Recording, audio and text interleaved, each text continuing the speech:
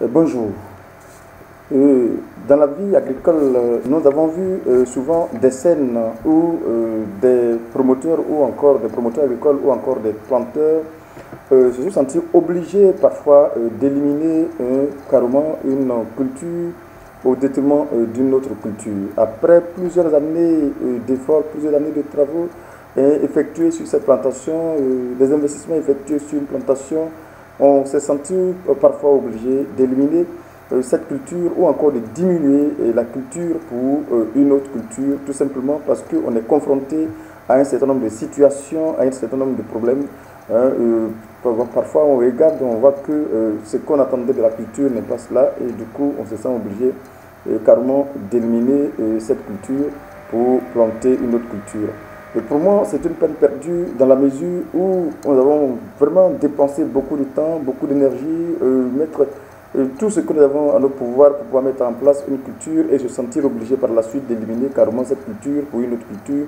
Et vraiment, c'est vraiment une peine perdue. Et pour moi, en réalité, c'est une très mauvaise analyse en réalité de notre projet agricole. Et du coup, on se sent maintenant, on est confronté à une situation où on se sent maintenant obligé d'éliminer la culture carrément parce que tout simplement, la culture, le prix des cultures, de cette culture-là a pris un coup à un moment donné. Alors, je pense qu'aujourd'hui, nous pouvons parvenir aujourd'hui à éviter de telles éventualités, de telles situations dans la vie agricole en prenant soin de ne pas suivre, de ne pas être un agriculteur qui suit parce que l'autre a effectué, il faut que je me rabats dessus, parce que l'autre m'a dit que c'est bon, il faut que tout le monde fasse la même chose.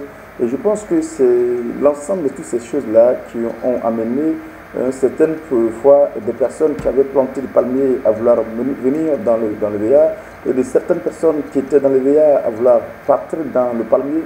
D'autres dans le cacao ont abattu carrément toute leur plantation de cacao et parti carrément dans d'autres spéculations, dans d'autres cultures et je vice-versa. Et le cacao parfois en Côte d'Ivoire ici tend maintenant à disparaître carrément parce que personne n'essaie de se jeter dans la culture de cacao, de caféier, tout simplement parce qu'on pense que les autres cultures sont mieux que ce que nous sommes en train de faire. Je vous appris, c'est du faux, c'est pas vrai. Le seul conseil que je peux vous donner en tant qu'agronome dans ce milieu, c'est d'éviter carrément cette situation en faisant ce qu'on appelle aujourd'hui la polyculture. La polyculture se fait dans n'importe quelle spéculation, n'importe quelle culture que vous avez décidé d'effectuer. Vous avez une parcelle de terre, essayez de subdiviser cette parcelle de terre et de diversifier les cultures. Du coup, pour ne pas être confronté à de telles éventualités qui arrivent souvent dans le milieu agricole. Aujourd'hui, je profite de l'occasion pour vous mettre déjà, disons, au parfum de la culture du colatier. Alors, cette culture que beaucoup de personnes parfois négligent en réalité est une culture qui est beaucoup plus rentable, très rentable, je dirais. Si tout simplement nous mettons une très belle technique de travail en place, nous allons trouver que c'est une culture qui est très rentable et qui peut nous soutenir à un moment donné de notre vie agricole. Je vais vraiment me baser en réalité sur les différentes techniques de culture du cola et tout simplement du colatier pardon ou tout simplement la culture de la cola. Il faut dire tout simplement que avant de faire toute une culture, on a besoin d'un support, c'est-à-dire la terre tout simplement. Et ici, les terres qui sont appropriées, qui sont adaptées à cette culture sont des terres à cause de son pivot, à cause du pivot de cette plante. Ce sont des terres qui sont plus ou moins profondes et des sols, je dirais, plus ou moins très profonds, disons meubles, qui peuvent facilement faciliter la pénétration de ce pivot au niveau d'une grande longue profondeur de ce sol-là. Alors, il faut forcément que vous ayez vraiment un sol très profond, comme je l'ai dit, qui n'est pas, disons, de manière souterraine, qui ne sera pas heurté par des graviers, pas heurté par des, je dirais, par des cailloux, je dirais, du coup, je ne vais pas vraiment aider la croissance de l'arbre. Mais il faut dire, cette culture s'effectue beaucoup plus dans les zones forestières de tout pays. Hein, je dirais, on peut faire cette culture facilement dans les zones forestières de tout pays. En Côte d'Ivoire, toutes les zones forestières en Côte d'Ivoire ici sont propices pour la culture du collatier. En Côte d'Ivoire, on peut faire tout simplement cette culture dans cette zone-là. On peut même citer quelques zones comme par exemple à Bengourou, je dirais encore comme Issia. Je pense que ces zones-là quand même sont des zones où facilement on peut produire de la cola. Je dirais toutes les zones forestières, toutes les zones forestières sont propices. Je ne vais pas citer des zones. Je dirais toutes les zones forestières sont propices à cette culture tout simplement. Pour la préparation de la surface, pour la préparation de la terre, il faut forcément passer par ce qu'on appelle le défrichement, comme toute culture pérenne bien sûr. Il faut passer par ce qu'on appelle le défrichement du sol avant de mettre en place cette culture. Mais ici, la particularité est qu'il faut d'abord éviter de faire des semis de la noire directement sur le sol. Il faut procéder d'abord forcément par ce qu'on appelle la pépinière. Et la pépinière qui peut se faire sur deux techniques, avec deux techniques de mise en place de la pépinière. On peut faire des pépinières avec tout simplement les grains, tout simplement qu'on va pré-germer, faire germer et puis laisser pendant environ 6 à 8 mois avant de les planter. Tout comme on peut faire aussi, on peut avoir le matériel végétal par des boutures qui vont aussi durer entre 10 à 12 mois avant de les planter. Tout simplement. Maintenant qu'on a le matériel végétal qui est propice maintenant pour la culture, il faut savoir quelle technique il faut vraiment employer pour planter votre culture du collatier et tout simplement. Parce que ça là compte beaucoup. Vous savez, en général, comme je le dis, c'est dans les forêts qu'on peut planter la cola. On peut faire un nettoyage sous bois et éviter du coup disons d'abattre l'ensemble des arbres au niveau de votre terrain. Pourquoi? Pour laisser le maximum possible d'ombrage de manière, je dirais, raisonnable bien sûr. Voilà, un ombrage de manière très très raisonnable pour, dans les premiers temps, favoriser l'humidité au niveau de la plante, en dessous de la plante, pour permettre son évolution. Parce qu'il faut savoir que les plantures qui viennent d'être plantées, en cas d'une forte sécheresse, en réalité, on perd beaucoup de plants. Parfois même, il y a des plantures qui ne découragent pas de là, on perd beaucoup de plants, ce qui va faire qu'on n'a pas le courage de continuer la culture. Alors, donc, qu'est-ce qu'on peut faire dans un premier temps? Il faut éviter, j'ai dit, de tout abattre. C'est une technique, on peut le faire de manière, je vais vous montrer les deux techniques pour mettre en place votre culture de cola, de la cola tout simplement. Comme je le dis, dans un premier temps, on peut tout simplement faire cette culture en n'abattant pas tous les arbres qui sont dans votre champ, mais on fait des layons pour pouvoir déposer là où le pied de la cola devrait rester tout simplement. Voilà, comme je l'ai dit, la raison principale est que cela va empêcher le soleil de frapper la jeune plante et de la tuer, là, ce qui va occasionner des dépenses encore supplémentaires qui souvent n'est pas du goût des promoteurs ou des planteurs. Ça, c'est cette première technique. La deuxième technique, tout simplement, c'est on peut aussi tout simplement abattre tout votre champ, abattre tous les arbres, nettoyer, abattre carrément. Et ce qu'il faut comprendre que c'est une année après, en réalité, après avoir fini cette opération, il faut planter une année pratiquement après.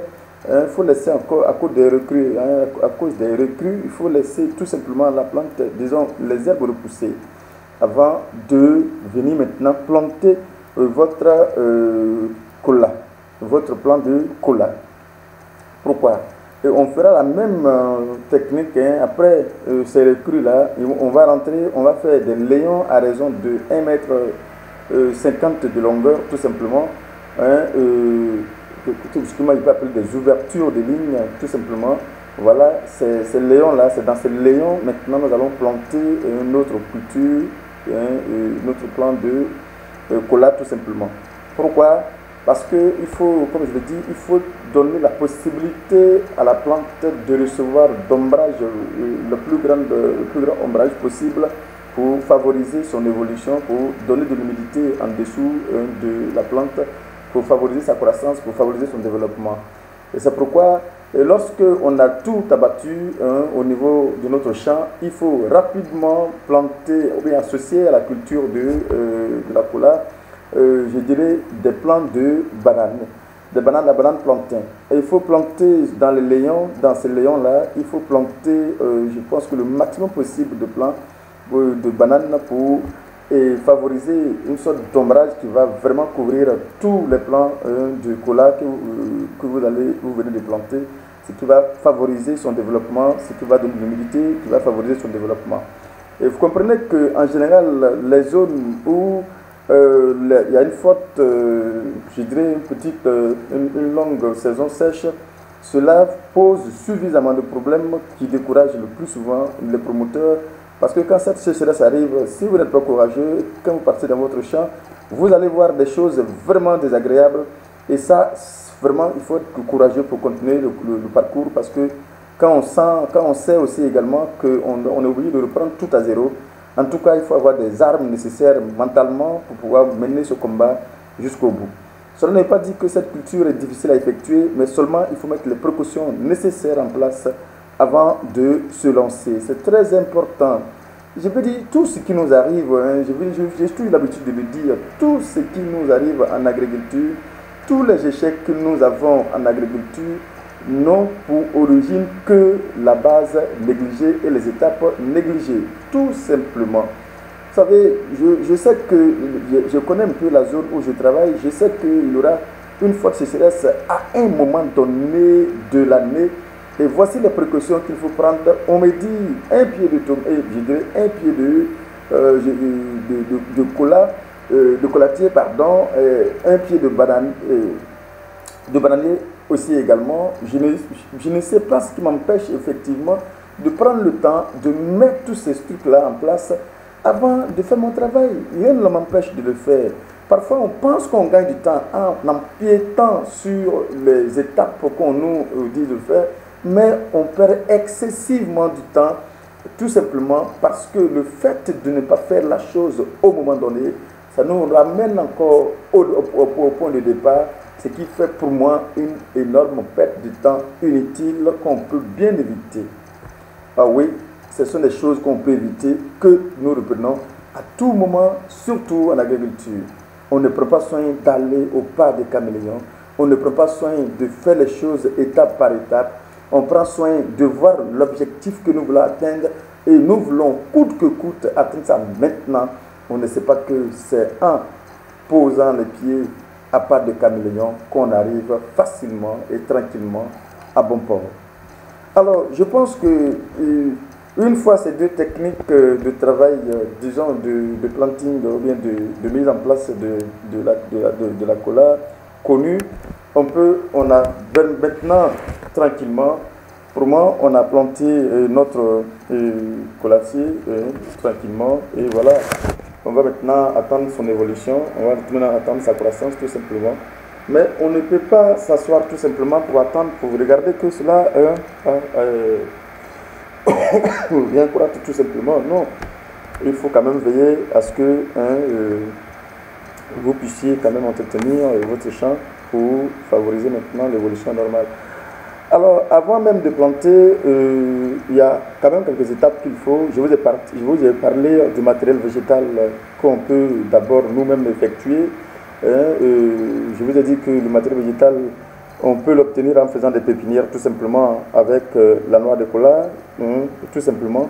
Et on peut effectuer avec les boutures tout simplement. Avec la noix de cola, on peut attendre 6 à 8 mois avant de planter. Avec les boutures, on peut attendre 10 à 12 mois pour les planter. Avant de les planter, comme je l'ai dit, il faut forcément procéder par ce qu'on appelle le piquetage. Le dispositif à mettre en place pour pouvoir vraiment avoir un champ, je dirais, cohérent, un champ je dirais, bien organisé, je pense qu'il faut procéder forcément par ce qu'on appelle le piquetage. Et ce piquetage-là se fait à des dimensions qu'on met en place pour favoriser forcément le développement de la plante et la rentabilité de la plante.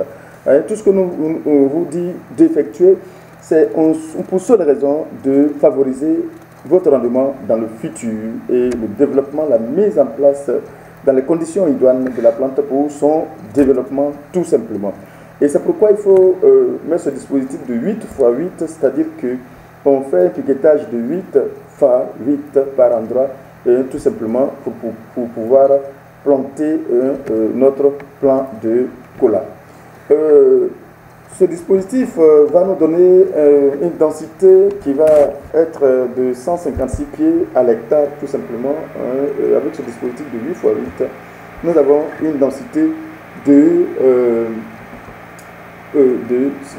156 pieds.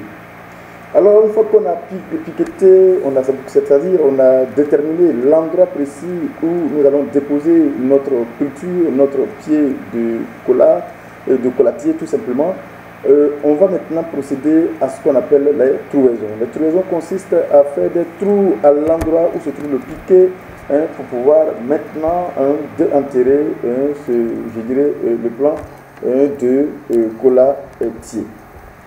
Alors, les trouaisons peuvent se faire à raison de 50 cm x 50 cm, disons, j'ai dit 50 cm de profondeur, 50 cm je dirais, de diamètre tout simplement. Pourquoi cette profondeur, pourquoi on choisit de faire ça de cette façon? C'est tout simplement, il faut laisser autour de la plante une certaine terre beaucoup plus meuble, beaucoup plus profond, où on va faciliter un peu la pénétration des jeunes racines qui vont sortir tout simplement. Parce qu'en le faisant ici, on rend cette partie, comme si on a labouré cette partie de la terre là. Du coup, cela va favoriser le développement des racines du tubo, va forcément avoir la possibilité de s'enfoncer, et surtout les racines secondaires et les racines tertiaires vont aussi se développer plus rapidement, qui va donner une belle allure, un bon feuillage, va favoriser le développement foliaire, il va favoriser le développement, la croissance de la plante tout simplement. Alors, le planting, tout le monde sait comment, je dirais, bon, je m'en excuse, tout le monde ne sait pas comment ça se passe, mais le planting se fait de cette façon, tout simplement. Le plus souvent, on le fait dans des pots, la pépinière se fait dans un pot, le plus souvent, le se fait dans un sachet noir, tout simplement. Le sachet noir, avant de couper dans le trou, on coupe par le bas, tout simplement, et on soulève tout simplement ce sachet-là et on laisse la motte de terre sans toutefois casser cette motte de terre. On va rentrer tout simplement dans le trou et on va fermer, on va tasser. Voici donc notre champ qui vient d'être planté, tout simplement. Alors ce qu'il faut savoir, c'est qu'il faut vraiment maintenir de grandes ombrières, d'ombrage, je dirais, ombrage pas ombrière, de l'ombrage sur, en dessous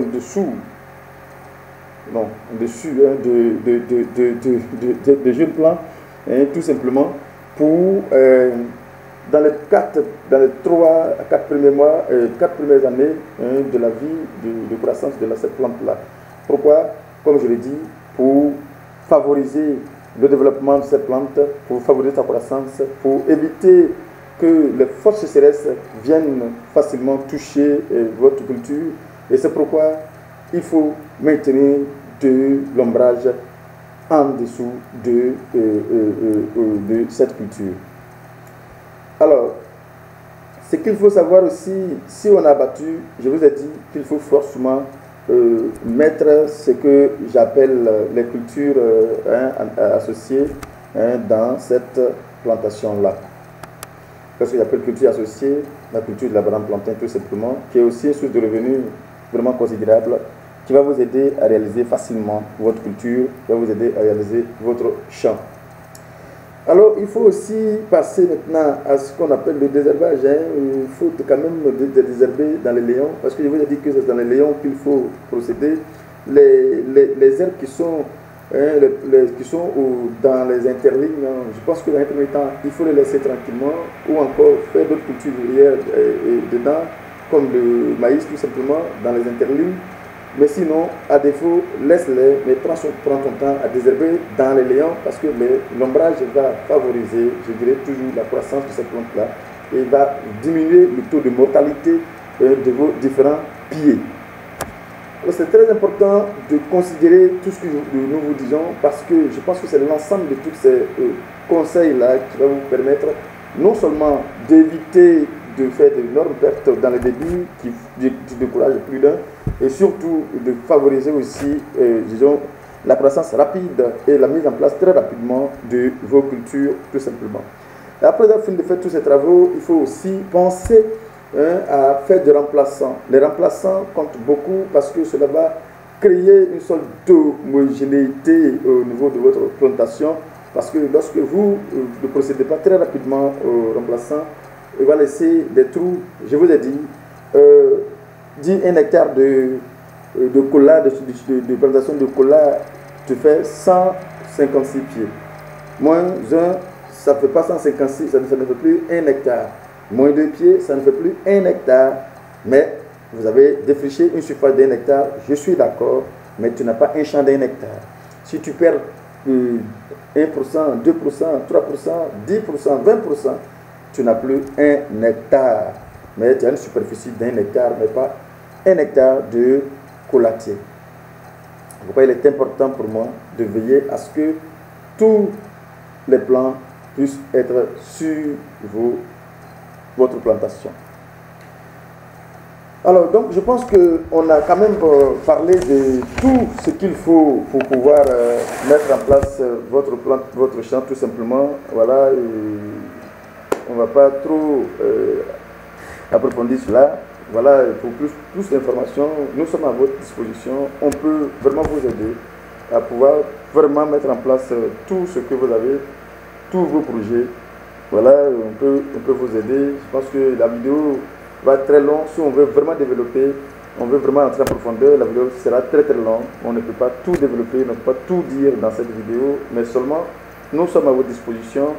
Vous pouvez nous contacter à tout moment. On va vous donner tous les détails nécessaires, tout simplement pour mener à bien vos cultures. Et il faut savoir aussi, effectivement, lorsque vous venez de faire votre culture, il faut savoir qu'il faut de temps en temps apporter à la plante de la nourriture, tout comme nous mangeons chaque jour. La plante aussi a besoin de manger, quelle que soit la fertilité de votre sol. Parfois, la plante quand même a un certain nombre de besoins qu'il faut quand même détecter et les apporter. Et pour éviter un certain nombre de carences qui peuvent arriver au niveau de votre champ, il faut mettre en place, disons, des techniques où tu vas apporter de temps en temps ce dont la plante a besoin, tout simplement. Voilà, je pense que la culture aussi de la cola peut être confrontée à un certain nombre de difficultés, comme des petites maladies qui peuvent arriver dans le champ, mais pas de panique, hein, ce sont des choses qu'on arrive à remédier et puis avancer, quoi, en fait. Voilà, donc je pense que j'ai dit en fait, de manière générale tout ce que vous devrez savoir pour vous lancer, mais tout en vous disant que beaucoup reste encore à dire sur la culture de cola, de la cola, mais qu'on ne peut pas vous dire tout ici. Contactez-nous si vous avez besoin de plus d'informations sur la culture. Nous allons vous donner tous ces détails pour que vous puissiez vraiment mener à bien vos cultures de cola. Encore une fois, c'est le même Dongo. Voilà, à bientôt pour une autre vidéo. Vous qui venez de découvrir cette chaîne, abonnez-vous. À bientôt pour une autre vidéo. Merci.